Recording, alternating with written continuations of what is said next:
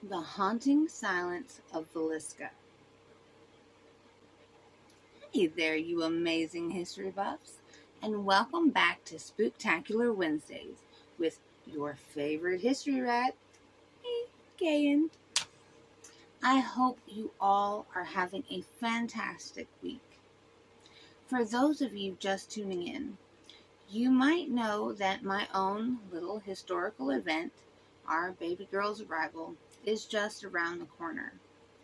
I am so excited, and I wanted to make sure that your October is packed with all the chilling historical tales that you crave.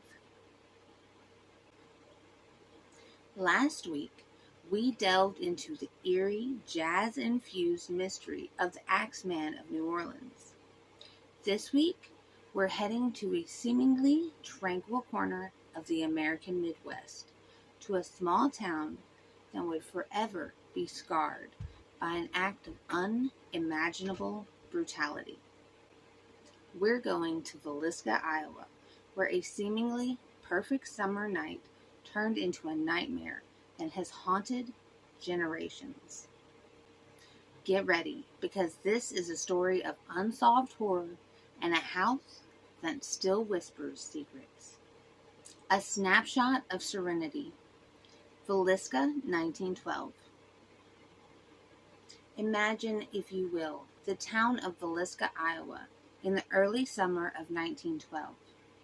It was a picture of American tranquility, a small, tight-knit community of about 2,500 souls, surrounded by rolling farmlands.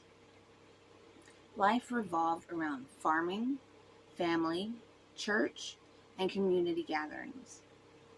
People left their doors unlocked. They trusted their neighbors. And the biggest concern was usually the weather or crop yields. It was a much simpler time, a safer time, or at least so it seemed. At the heart of this community lived the Moore family. Josiah B. Moore, a successful and well-respected businessman, age 43. His wife, Sarah, who was 39, was active in the church and known for her gentle nature. They had 4 children: Herman, who was 11, Catherine, 9, Boyd, 7, and the youngest, Paul, who was only 5 years old. By all accounts, they were a happy, prosperous, and beloved family. Their modest 2-story house on East 2nd Street was a hub of activity, especially for children.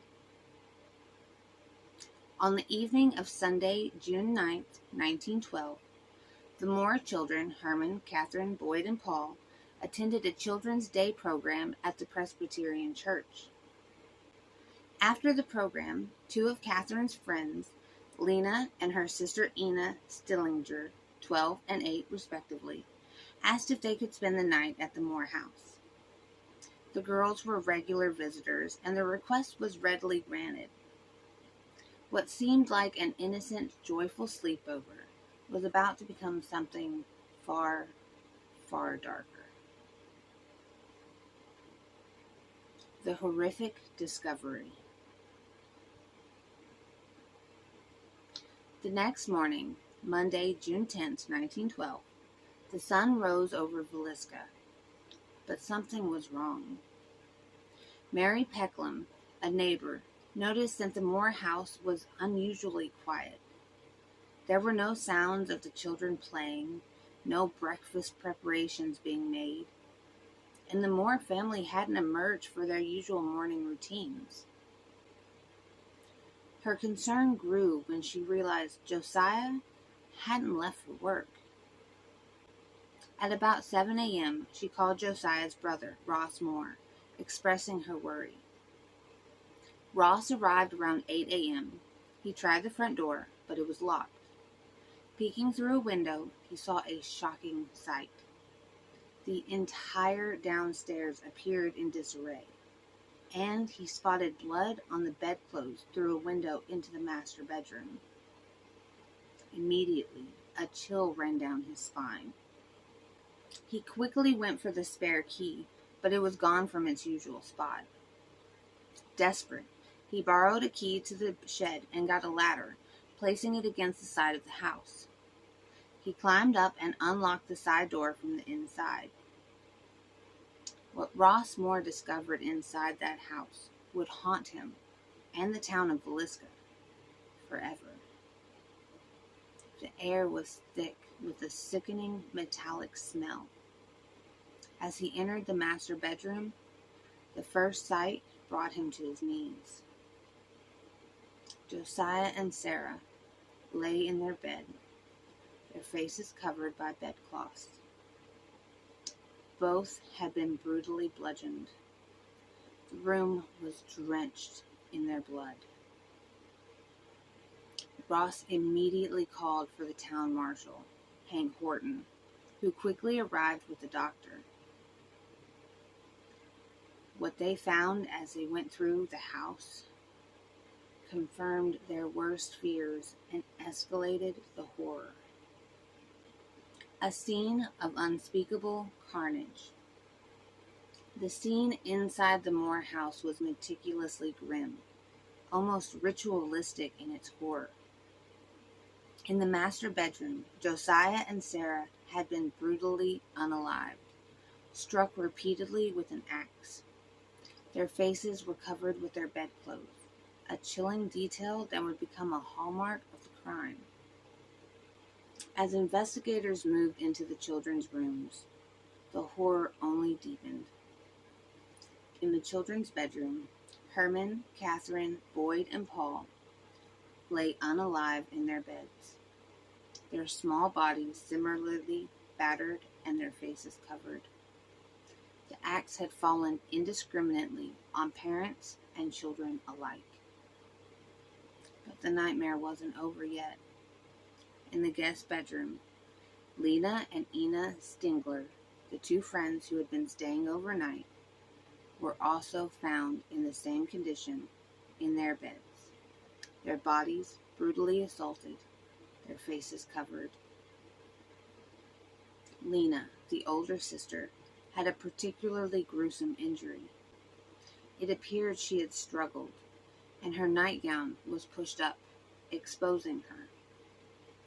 There was also evidence she may have been assaulted. 8 people, 8 lives extinguished in the dead of the night, in their own beds, in a small, peaceful town. The weapon used in all the murders was identified as Josiah Moore's own axe, which was found leaning against a wall in the downstairs guest room where the Stingler girls were found. It was wiped clean of blood, adding to the chilling precision of the crime. And the details of the crime scene only amplified the unsettling nature of the act.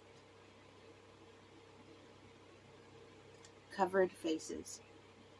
Every victim's face, whether adult or child, was covered with bedclothes. This suggested a desire to avoid looking at the victims, or perhaps a macabre sense of decency. Locked doors. All curtains and shades in the house were drawn, and all the doors, from the inside, were locked. This indicated the killer was trapped inside, or meticulously sealed themselves in or out of view. Kerosene lamp. A kerosene lamp was found on the dresser in the master bedroom, its chimney removed and the wick turned down low.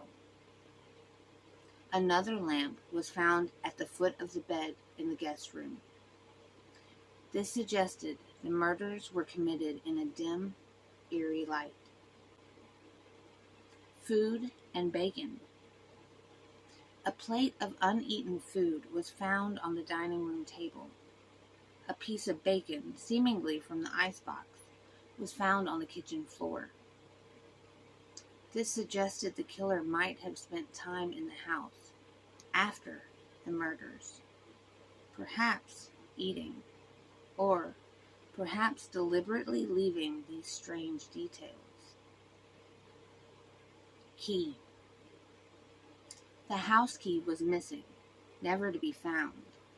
The killer likely took it with him, maybe as a souvenir. The sheer brutality, the meticulousness, and the complete lack of a clear motive sent shockwaves not just through Villisca, but across the entire nation. Who could commit such a monstrous act against an entire family and two innocent visiting children with such cold precision? The investigation and its failures. The initial investigation was, to put it mildly, chaotic. In 1912, forensic science was rudimentary, and the scene quickly became contaminated. Hundreds of curious onlookers, journalists, and even amateur sleuths were allowed to tramp through the house, destroying crucial evidence.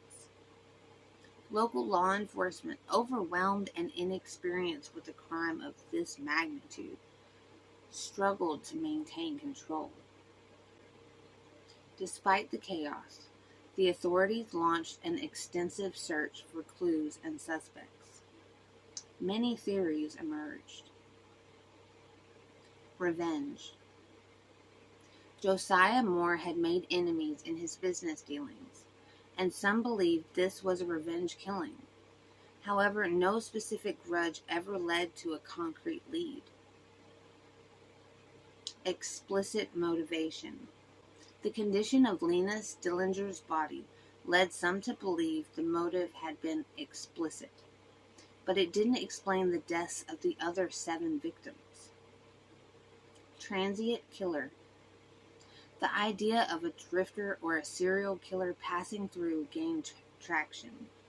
At the time, there were several other unsolved axe murders in the Midwest that bore striking similarities to Villisca, including the murders of the Van Gilder family in Colorado and the Dawson family in Kansas, both of which involved an axe and covered faces. This led to the theory of the Midwest axe murderer, though this killer was never caught either. Local suspects. Several local men fell under suspicion. Frank F. Jones, a state senator and businessman who had a rivalry with Josiah Moore. A persistent theory was that Jones hired a hitman, perhaps his own son-in-law, to commit the murders.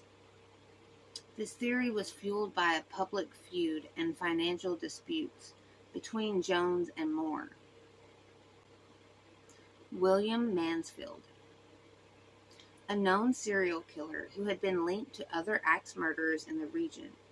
He was arrested and tried for the Villisca murders, but was ultimately acquitted due to lack of direct evidence. His alibi also proved difficult to break. Reverend George Kelly, that's right, I said Reverend, a traveling preacher who had been in Villisca on the night of the murders and had a history of mental instability and a fascination with violence. He allegedly confessed to the crime years later, but then recanted, and his confession was deemed unreliable. He was tried twice, but never convicted. His strange behavior and later confessions made him a persistent suspect, but there was never enough evidence to convict. Henry Lee Moore, another drifter who committed axe murders in Kansas in 1915, sharing the surname with the victims, but no known relation. While his methods were similar, he was never tied definitively to Villisca. The investigations dragged on for years, marked by grand jury hearings, accusations, and counter-accusations. The local community became deeply divided, with some convinced of one suspect's guilt, while others championed their innocence. The endless speculation, the lack of answers, and the profound injustice left a raw wound in the town's psyche. The unsolved mystery and lingering hauntings. Despite exhaustive efforts, the Villisca Axe murders remain unsolved to this day. No one was ever brought to justice for the brutal slayings of the Moore family and their 2 visiting girls. The killer vanished into the night, leaving behind a legacy of terror and an enduring question: who committed this horrific crime? The house itself, now known as the Villisca Axe Murder House, stands as a grim monument to that night. After the murders, the house stood empty for years, a chilling reminder of the tragedy within its walls. Eventually, it was purchased by private owners, who restored it to its 1912 appearance and opened it to the public as a historical site. And this is where the spooktacular element truly comes into play. For decades, visitors, paranormal investigators, and even historical reenactors have reported strange and unsettling phenomena within the house. Disembodied voices, whispers, children's laughter, and even the sounds of people talking have been heard when no one else is around. Moving objects. Objects are said to move on their own, doors creak open, and lights flicker. Physical contact. Some visitors report being touched, pushed, or having objects thrown at them. Chilling sensations. Cold spots, sudden drops in temperature, and an overwhelming feeling of dread or sadness are common experiences. Children's toys. Toys left for the children are sometimes found in different locations, or even respond to direct questions when asked. The axe.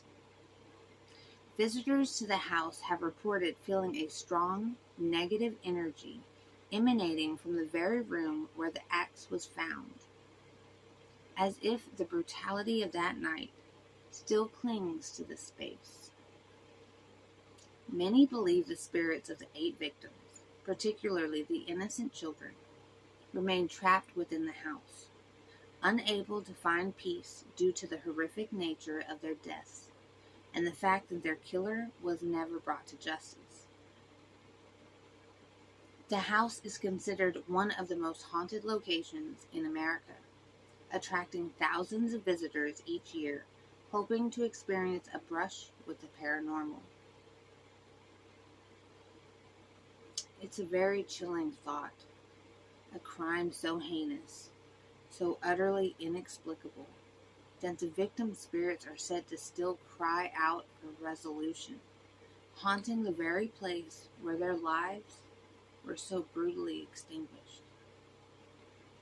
The silent, covered faces in their beds, the strange details of the crime scene, they all contribute to an atmosphere of profound unease that still permeates the Villisca Axe Murder House.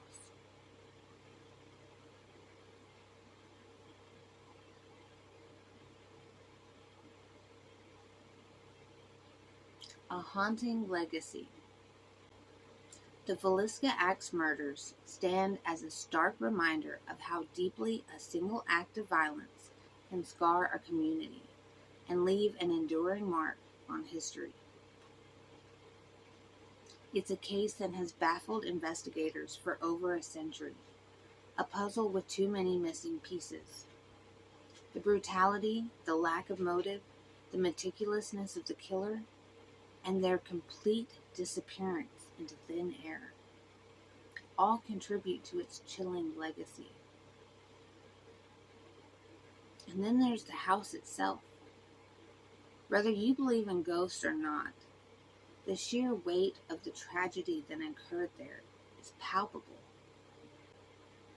It's a place where childhood innocence met unspeakable evil, and where the echoes of a brutal night still resonate. The story of Villisca is a true crime tale that crosses into the realm of the truly spectacular, where the history itself becomes becomes a ghost story. So what do you think about the Villisca Axe murders, my fellow history buffs? Do you believe the house is truly haunted? Or is it the lingering trauma of an unsolved crime that makes it feel so eerie? Share your thoughts and theories in the comments below. I'd love to hear from you. If you were captivated by this chilling tale, please give the video a like. It helps the channel immensely. And if you haven't already, make sure to subscribe to the History Rats channel so you don't miss any of our historical explorations, especially our ongoing Spooktacular Wednesdays series.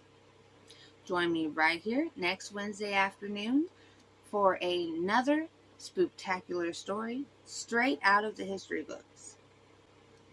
We'll be uncovering another chilling true crime that promises to keep you on the edge of your seat. Until then, be good to each other.